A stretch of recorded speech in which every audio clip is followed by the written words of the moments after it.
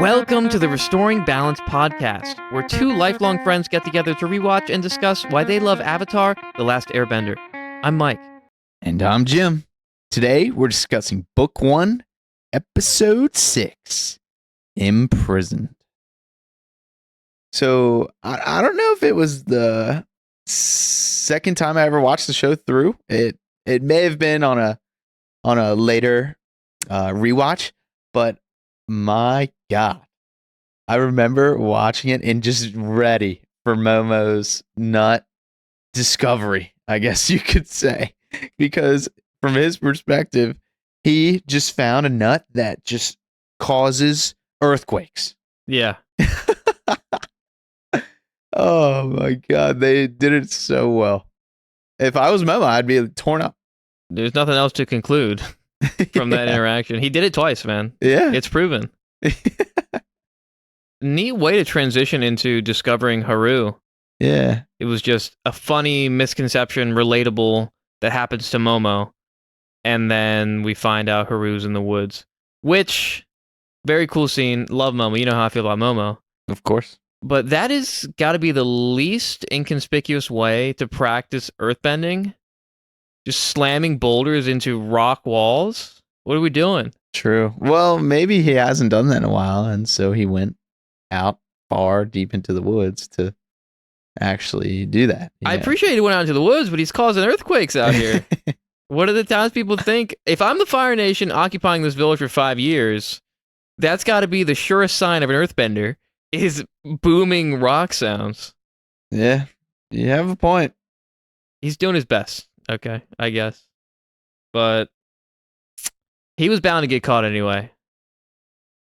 As they encounter him too, they continue to joke. It's like, oh, what is that? We should approach cautiously. And then Katara is just like, hi, I'm Katara.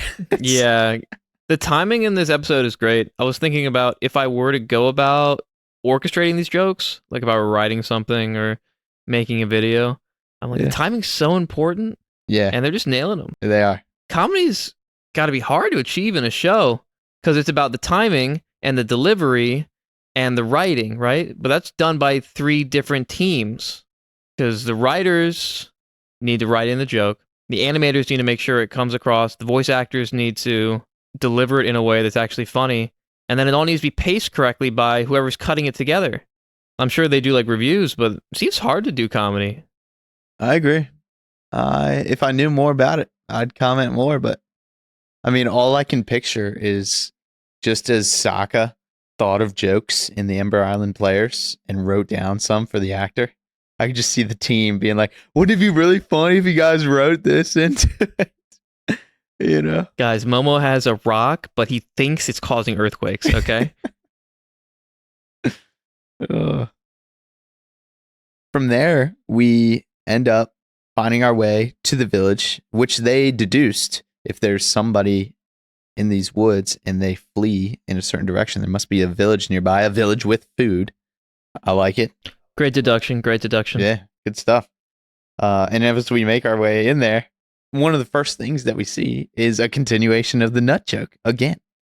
Aang encounters this guy with a hat, and he's like, hey, I'll trade you some nuts for it. It's like, come on, man. I can't believe he went for that trade. There's no way this guy wants nuts. That's right. I forgot he actually did get the hat, too. Oh, my gosh. They only had like 4 nuts to their name. Just gave him 4 nuts for a full hat. Great time. He's having fun. After buying the hat, though, they immediately go to Haru's store and blow his secret. Yeah. It is tough. I like how he says, they're lying. Look how they're dressed. Oh, my God. It's just joke after joke after joke because the Fire Nation knocks on the door and then act natural. Mm-hmm. And everybody poses in the most ridiculous still life you've ever seen. Yeah. Katara has a mouthful of berries. Aang falls into a bucket of water. Hilarious scene. And the music does a lot for the comedy in this show, too. Yeah. Just let you breathe for a second to take in this this ridiculous scene.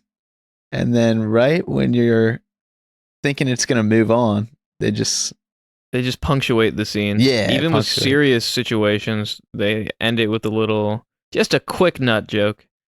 And I want to talk about just the shot of their pastiche of pretending to be ordinary shoppers, where they could have presented it just straight on, these guys looking ridiculous. But the fake camera, because this is all drawn, pans across, revealing more of the shot. Interesting choice. It worked. It worked better. It almost to me emphasizes that you might think the fact that they're still means we're just pausing this frame for you to take it in. But no, this is like people are scanning this room. Yeah. And in real time, and they are choosing to be still. Yeah, it puts you in the sight line. It puts you in the position of the Fire Nation people who came in. Right. And the movement of the camera emphasizes the stillness that they're, for some reason, trying to do. It's like, what? Act natural means freeze? Something else that stood out to me when they were in Haru's family store there was Aang's matter-of-factness. When Aang interrupts Haru, insisting that Katara is crazy and must be lying, Aang's like, no, she's not. It reminded me of the episode Jet, when Sokka insists that he's the leader. And when he says, Aang can't be the leader, he's just a goofy kid. And Aang immediately is like, he's right. You know, he's just got like a matter-of-factness to him sometimes that stands out. I wonder if that relates to his upbringing with the monks, or if it's just his personality. Yeah. He doesn't like to sit in any like BS, but he like does it in a friendly way. He's got a clear conscience about telling the truth. Like, he'll just say how it is with no malice, though. Yeah. What he thinks. Right now, they're really painting the Fire Nation as the bad guys, which is fair. They are waging war on the rest of the world and have kidnapped members of families and forced villages into slavery and taxation and everything. Yep. But there's a bit of a reversal that comes later in the show. But right now, they're laying the groundwork for Fire Nation bad. Yeah. The thugs come in and demand extra taxes, and then, of course, all the people working on the, I don't know, war camp slave rig, we're all jerks too. Yeah, it's change of gears. So far, we've been pretty funny and just kind of established where we are. And now it's time to build the world up even more as we continue to do so throughout the whole season. They show us like these guys are bullies, especially in this town. He doesn't even keep the copper coins that she gives them, and he doesn't hand them back to her either. He just throws them on the ground. Yeah, you can't get much more rude than that. Yeah. And then to juxtapose with their bad behavior, Haru and his mom are so nice that even though they came in and almost blew Haru's secret, they allow these random kids to stay the night, help themselves to some hay. Yeah. Maybe they didn't allow that, but Appa did it anyway. Dude, that joke landed so well, too. That might be the best in terms of timing, like we've mentioned so far. Oh my gosh. When we rewatched the episode prior to discussing it now, I just want you all to know that Mike and I played that 3 times. We were dying laughing each time. Appa munching on the hay, and then he gets like told it's not good, so he stares for like 3 seconds and then continues munching. Yeah, he just keeps going. So good, so good. And let's not forget too, speaking of the hay, they have like nice hay bale beds going on. Like this is probably one of the nicest rests they've taken and will take throughout the whole show. This isn't your regular old barn. This is a 5-star barn. It is pet friendly. Yeah. All of it. Amenities provided. It was pretty inside. It was spacious, Yeah. vaulted ceilings. Wow. Water spout right outside too. That's Water true. bendable, you know?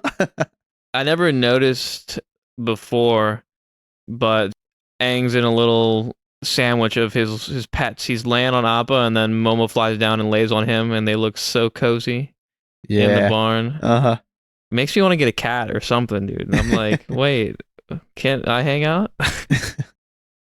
And from here we go over to that mine where we have the old man stuck. I'm telling you, man. Every time I watch the show again and see that guy, I'm like, I hate you. I mean, he is just the worst. I can't believe he would turn Haru in. I really can't. If I were Haru, oh, poor Haru. Do you see his face when he was faced with that impossible decision? Yeah. And Katara was pushing for it. She's like, Haru, do the thing, Haru. Yep. But I, in Haru's shoes, would never have thought in a million years that the old guy would turn me in. You're Right. saving this guy's life. Nobody's around. It's like, I'm doing you a solid. You do me a solid. We're clean, bro. I wouldn't even think about it again. I'd be like, nice. Right. That's a positive for society, for everybody. Everybody wins.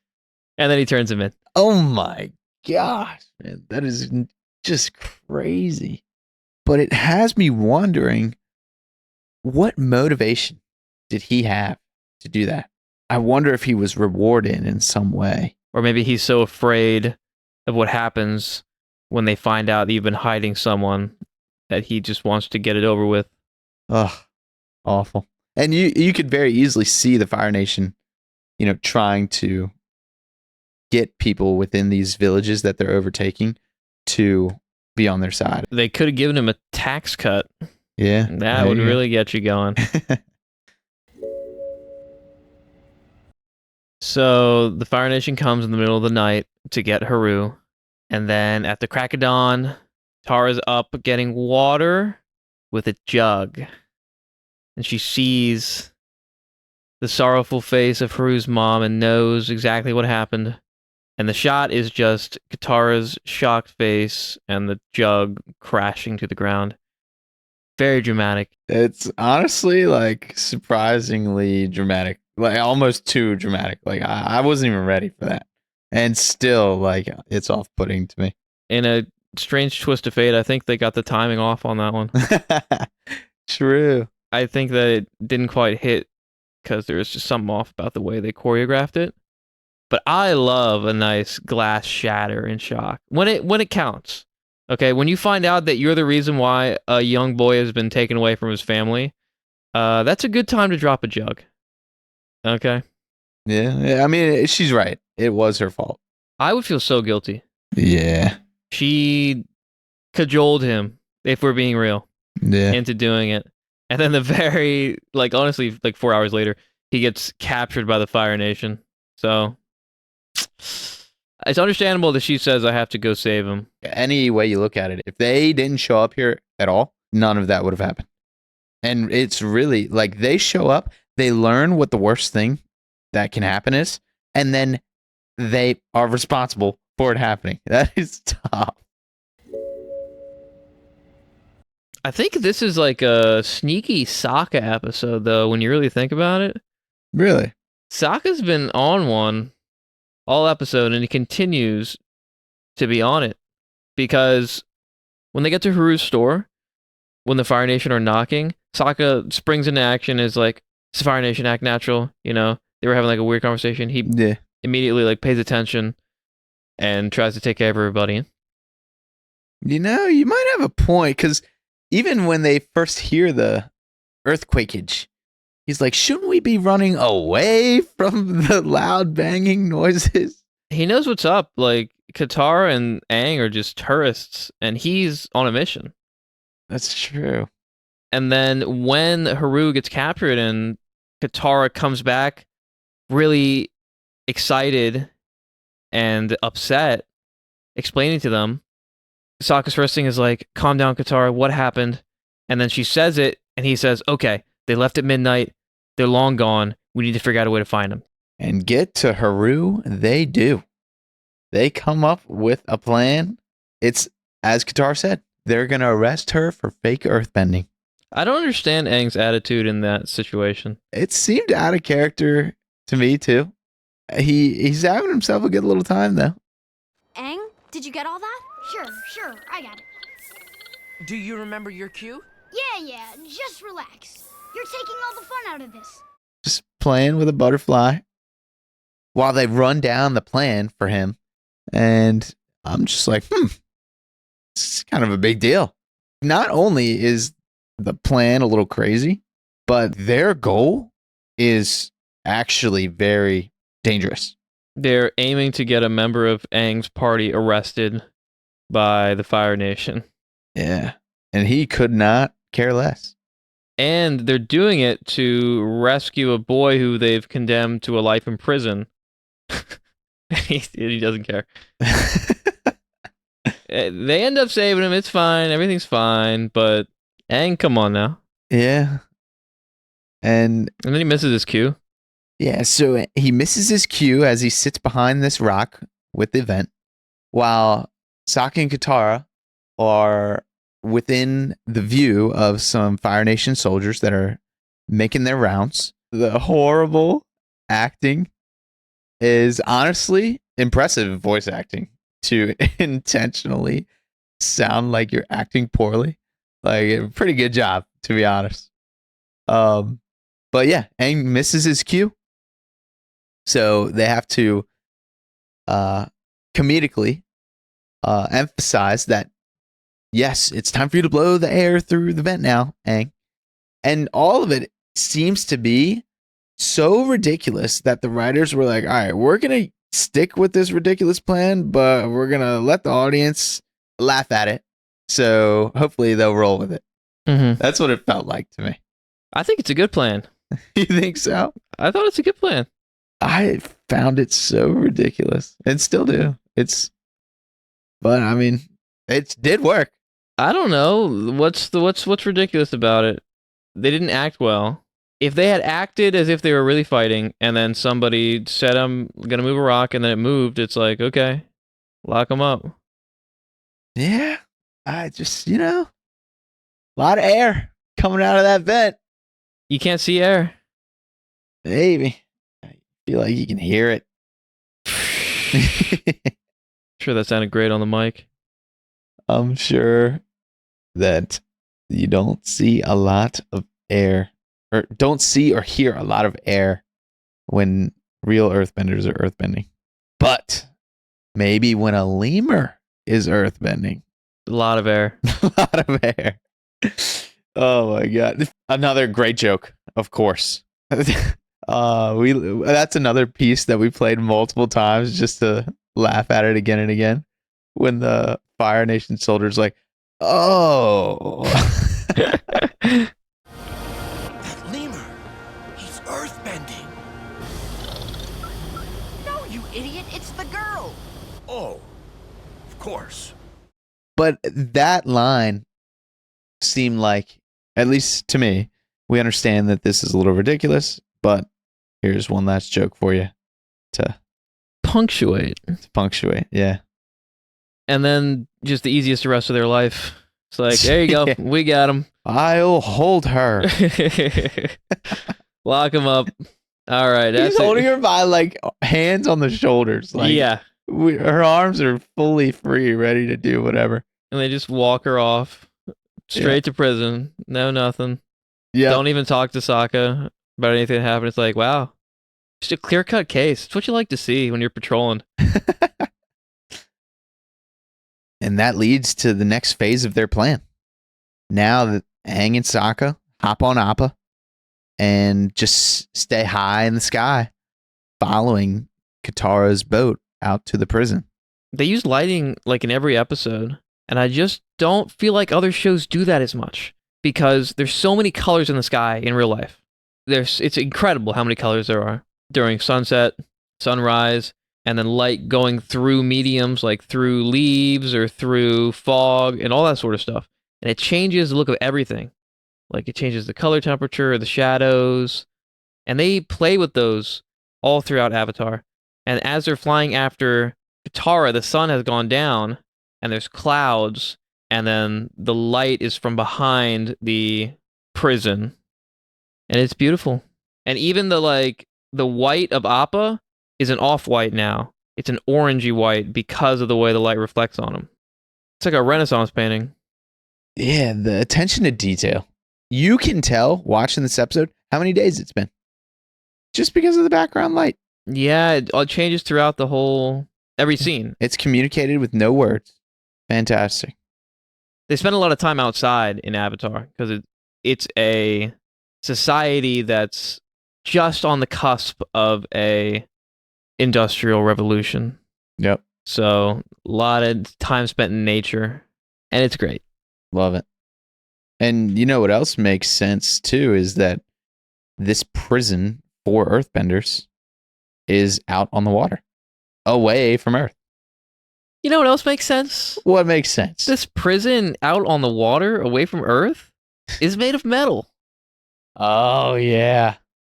Dude, watching this for a second plus viewing, my first thought has always been, dude, Toph would absolutely destroy this place. Just rip it to shreds. Uh-huh. Imagine. The warden says it's impossible, too. And I'm just like, well, you actually don't know about the greatest earthbender in the world. But we'll get there. We will certainly get there. But just while we're talking about things that make sense, you know what makes sense? Let's hear it. The prisoners are building Fire Nation ships. So they got them in, it's like a labor camp. Yes, as Aang and Sokka fly in, they fly over. Prisoners just hammering away. I didn't notice that before.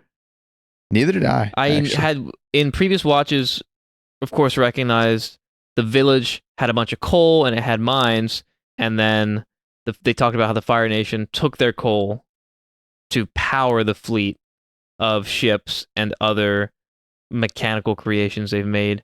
But they also have the prisoners creating the ships. The Fire Nation is really doing it out here. And for what? Why? What are they even getting out of this? Rule the world. World domination. They're getting nothing out of this. I mean, I guess the point is that they're supposed to be spreading their prosperity with the rest of the world. Ain't no prosperity. Just after Aang and Sokka fly past those prisoners that are working on those ships, we get a shot of Aang's face just so worried about the situation that they have now found themselves in. Contrary to the way he was feeling at the beginning of the execution of their plan, where he was like, you're taking the fun out of this. Well, it's not so fun anymore. Now, is it, Aang? Nope. Now Katara's in jail. Yeah, literally. But Sokka can read this. He says to Aang that Katara's going to be okay. And that confidence that he has in his sister is really cool to see. Yeah, I'm not sure where he's getting that confidence from. I mean, Katara's great. Katara's great and all. But I would feel way in over my head. You just got arrested. At least they have a flying bison. Dude, Appa's so useful. I guess in a society where there aren't cameras and there's no technology and it's an open air prison. But they didn't know it was an open air prison before Katara got trapped. It could have been like a steel box. You don't come outside. That could have been bad. Boiling rock, anybody? All right, well, we all know. Next, we meet the warden. This character greets Katara and the other new prisoners, and he just does such a good job instilling a sense of hopelessness. He makes it seem like, yeah, I'm here to take good care of you. But somehow, with his demeanor and the way he says it, if I was listening to him, man, I'd be like, dude, it's over. It's absolutely over. Oh. There's like a deep gravitas to his voice and an authority and a self-assuredness that it's like, you're screwed. I actually found the I found the way in which the warden ended up acting to be incongruous with his voice, because the voice is so distinguished and Yeah. refined and interesting, and the warden is kind of an idiot. So that didn't really work for me. But the voice is great, and you and I both knew where we recognized it from, because Absolutely. before we were doing this podcast, Jimmy and I would hang out and watch shows, and we were watching Adventure Time. Oh yeah. And in one of the episodes, there's a party with Princess Bubblegum, and a new guy comes, and his name is Ricardio, and he ends up being evil, surprise, surprise, and he has the warden's voice. But Ricardio was a genius and evil, and also a living heart, so that's weird. But the warden is sort of an idiot and evil. Yeah. Either way, the voice actor here is crushing it. It's interesting too. I mentioned that he instills this sense of hopelessness for the inmates, but it is an episode that's all about hope. And as we make our way from this less than warm welcome from the warden, Tara finds herself in the yard, if you will, where all of the inmates are. And her hope is unshaken. But it is also unrequited, because her speech falls flat. Unfortunately. Great speech. Really great speech. Like, it's all the more impactful and sad that they didn't rally together with her efforts there. Haru was ready. Haru was feeling Right. it. No one else was feeling it. Yeah. I was thinking about that speech. It sounded great. She was talking about, like, yeah, you're earthbenders, you know, you're strong, you're, you know, blah, blah, blah. But I was just thinking about it. Katara's from the Water Tribe. All she knows about earthbenders are the generalities she's learned. So she's just come to this new culture and is sort of like trying to tell them what they believe in. And it's like, okay, are you sure you know? Like, what if Mhm. somebody came here and tried to tell me what I believed in? It's like, okay, who Mhm. are you? What are you talking about? You say I like blue crabs because I'm from Maryland? Okay. They're fine, I guess. That's sort of how I would feel if someone tried to give me a hope speech. Earthbenders! You don't know me, but I know of you. Every child in my Water Tribe village was rocked to sleep with stories of the brave Earth Kingdom and the courageous Earthbenders who guard its borders. Some of you may think that the Fire Nation has made you powerless. Yes, they have taken away your ability to bend, but they can't take away your courage.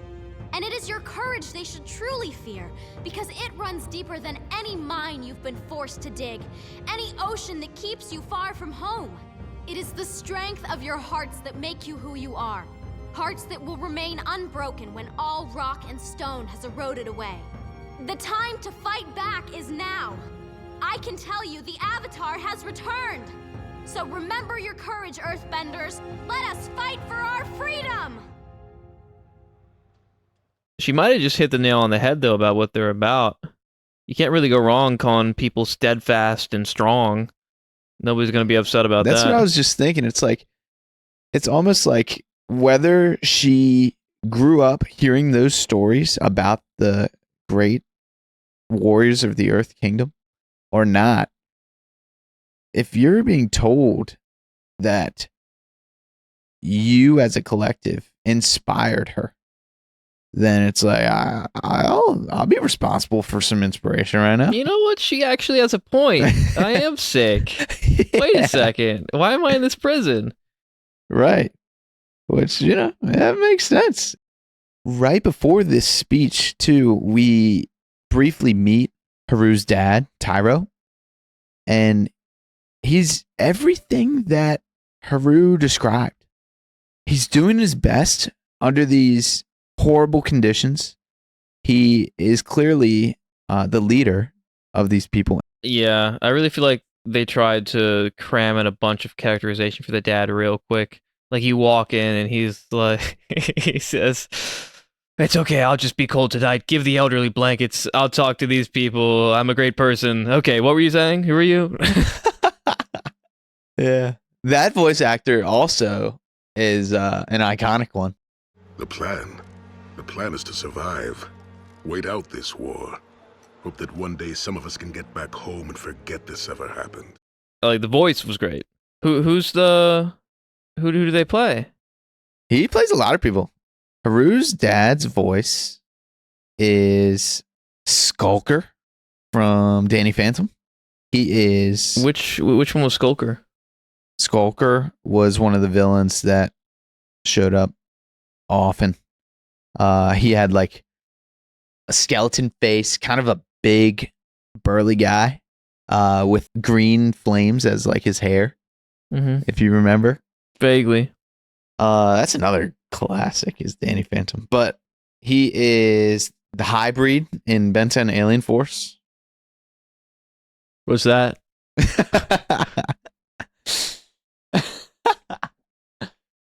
Did you watch Ben 10? Yeah.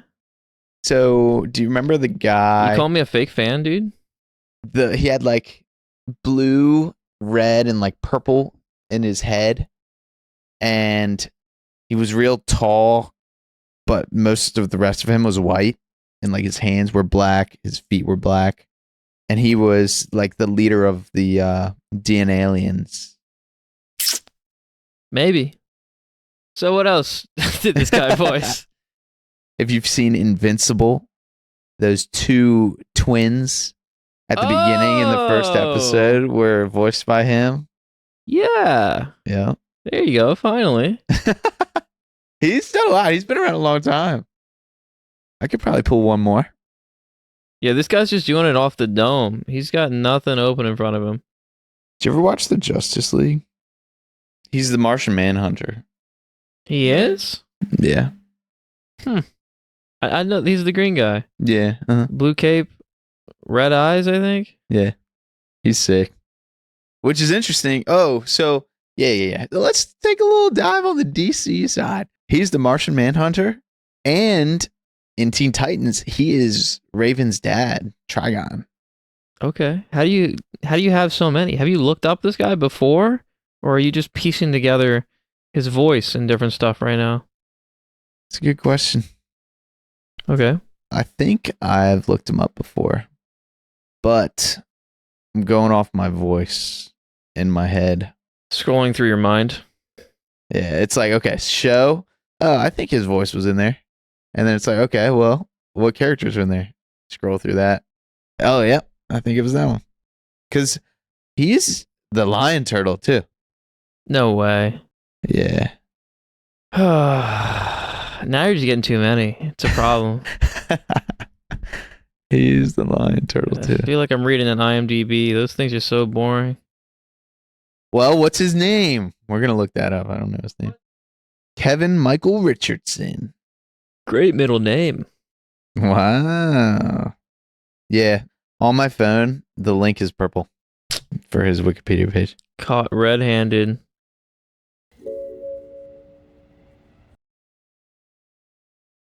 I'm surprised Haru wasn't upset at Katara at all. It kind of ended up being their meddling that got him in jail. At least he got to see his father out of it, but his life is over. If I was Haru, I'd be like very upset, to be honest. But I mean, what are you gonna do? You know, Be upset. Why are we gonna be upset? Oh, I didn't realize I was a monk, bro. I don't know, man. It's just like, I agree. yeah. There's no reason to be upset. There's a lot of reason to be upset too, though. Yeah. I mean, like we were talking about, it all just happened in a day. Like, geez, man, this freaking girl shows up and ruins my life. Maybe he's just in shock. Could be. And then shocked to see her in general. And then when she says, I'm here to bust you out, he's like, okay, all right, fine. Cool. He immediately is like, well, since you're here, let me go introduce you to my dad real quick. Yeah, I guess that bonding session they had really made an impact on him. Yeah. That there's somebody I'd like you to meet. soon as Appa flies away or goes to hide, the guards come up to where they were floating on the edge of the rig, and they are like, "Whoa, what was that? A giant flying buffalo!" And the warden, again, with that incredible voice. Which was it, a buffalo or a bison? I really don't think it matters, sir. He is horrible, though. He literally throws his own guy overboard in the middle of the night. He throws his own captain overboard. Captain, yeah. What the heck? How does he not know who the captain of the ship is? Insane. Is it a ship or is it like a prison that's... Oh, yeah, true. I guess captain is in a different context. It's there. a rank. Yeah. When this is going on, Sokka and Katara are huddled up, trying to figure out what they're going to do. And Aang is like interrupting with the thought, I wish I knew how to make a hurricane. Me too, Aang. Me too. "What's up, dude?" That one gets me. I could see myself just off in my own little world daydreaming. You would do that. You'd do that. Yeah, it's true. Got a little bit of Aang in me. I like the plan that they came up with, though. The plan is great, but the execution of the plan is even better. I love the heist-like montage. You know those heist movies where they're just being like, we gather the people, and then we turn off the alarm system, and we break into the back, and while they're like talking about it, they start doing it. And that's exactly what happens. And they had transitions just like the heist movies. And it's just efficient and pretty. And it gets us really fast to the next scene. Super efficient. They get through a lot very quickly. The episode felt short to me, though. Yeah, still felt short, too. I agree. Like, wow, we had ourselves a heck of a 2 days here. Whirlwind of events. A hurricane of events. Am I right, Aang? When they have executed that plan and the coal is out for the Earthbenders to use, and Katara's got her second speech ready to go, the warden's lines are like iconic to me. The lines that he says here really allow me to be excited whenever he talks. So whenever I rewatch the show and see him for the first time, I'm like, oh man, here we go. He's going to say something. He's going to say something. It's the guy who said the thing. Yes.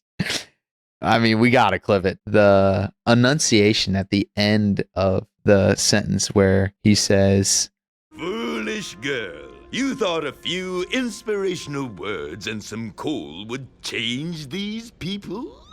it is crazy. That voice actor is doing the most. He is giving it all in the booth. Yeah, man.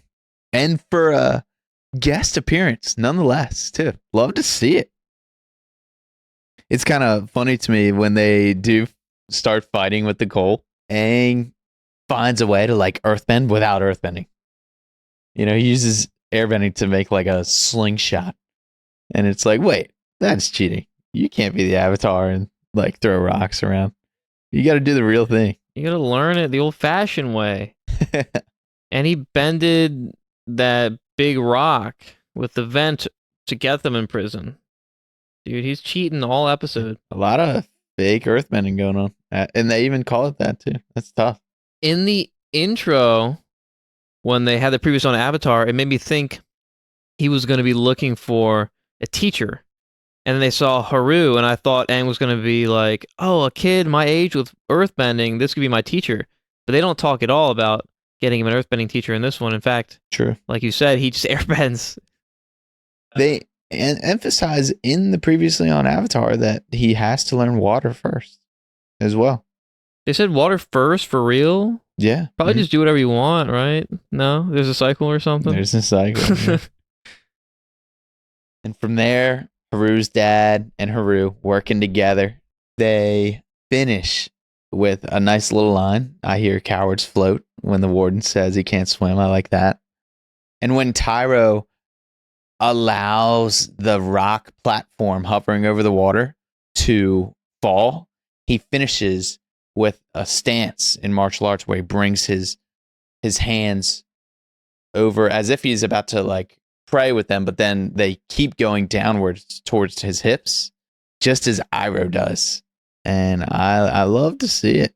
It's one of my favorite little forms, if you will. Do you think Iroh learned that from studying the Earthbenders, or is it just a common move between all of the bending types? That's a good question. Because we know later in the series, Iroh talks about how he extensively traveled after he was disgraced at Ba Sing Se and studied the different cultures because he felt like something was missing. I hope that's the case. And now that you mentioned that, I wanna look out for that. I think Zuko does the same thing sometimes, though. But maybe Zuko learned it from Iroh. You never know. Yeah, maybe. We'll keep our eyes open. The episode finishes with Katara realizing that she's lost her necklace as well. The setup is here. Yeah, love it. Great use of an item in a show over multiple episodes too. And it lets another great episode happen where the pirates come in. Oh yeah. Can't wait for that. More good jokes in that one too. Yeah, it's a joke heavy up. Joke heavy up. Oh yeah. Can't wait. Thank you all so much for listening to episode 6 of the Restoring Balance podcast. And if you're going to throw someone overboard, make sure it's not the captain. And next time you see somebody stuck in a mine, you might want to think twice before you save them. See you guys next time. Peace. Another one in the books. Feels good.